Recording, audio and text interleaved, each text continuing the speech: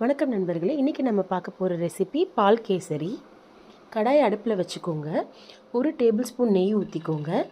10லேருந்து 15 அளவு முந்திரி, காஞ்ச திராட்சை சேர்த்துக்கோங்க. என் பசங்களுக்கு திராட்சை பிடிக்காதனால நான் இன்றைக்கி சேர்க்கலை. முந்திரி நல்லா கோல்டன் ப்ரௌன் ஆனதும் தனியாக எடுத்து வச்சுக்கோங்க. அதே நெய்யில் 1 கப் அளவுக்கு ரவை எடுத்துக்கோங்க. ரவையை நல்லா வாசனை வர வரைக்கும் இந்த நெய்யில் வறுத்துக்கோங்க.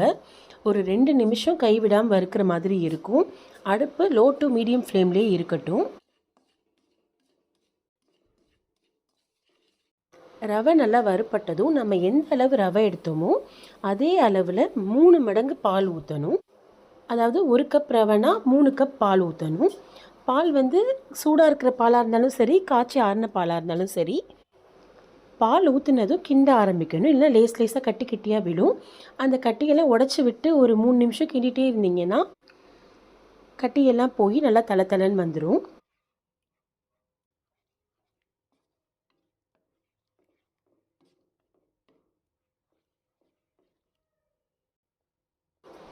இந்த ஸ்டேஜில் ஒரே ஒரு சிட்டிகை உப்பு சேர்த்துக்கோங்க. ஒரு 5 நிமிஷம் கழித்து இந்த மாதிரி இறுகிரும். இப்போ எந்த அளவு ரவை எடுத்தோமோ அதே அளவு சர்க்கரை, 1 கப் ரவைக்கு 1 கப் சர்க்கரை, அப்புறம் இன்னொரு டீஸ்பூன் நெய் சேர்த்து கிண்டணும். பார்க்க கட்டியாக இருக்கிற மாதிரி இருக்கும். இந்த சர்க்கரை உருகி வரும்போது நல்லா தளன்னு வரும். இதுக்கு ஒரு 2லேருந்து 3 நிமிஷம் வரைக்கும் ஆகலாம்.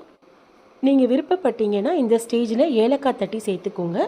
என் பசங்களுக்கு ஏலக்காய் பிடிக்காதனால நான் அதுவும் சேர்க்கலை. கொஞ்சம் பொறுமையாக சர்க்கரை மெல்ட் ஆகும்போது அது வெந்துருமா.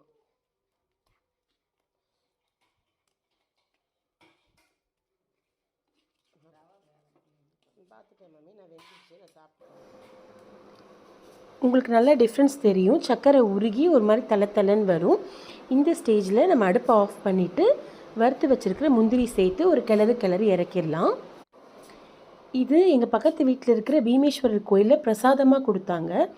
ரொம்பவே நல்லா இருந்துச்சு. நான் அதனால் ரெசிபி கேட்டு வீட்டில் ட்ரை பண்ணி பார்த்தேன். இதில் எந்த ஆர்டிஃபிஷியல் கலருமே நம்ம சேர்க்கலை.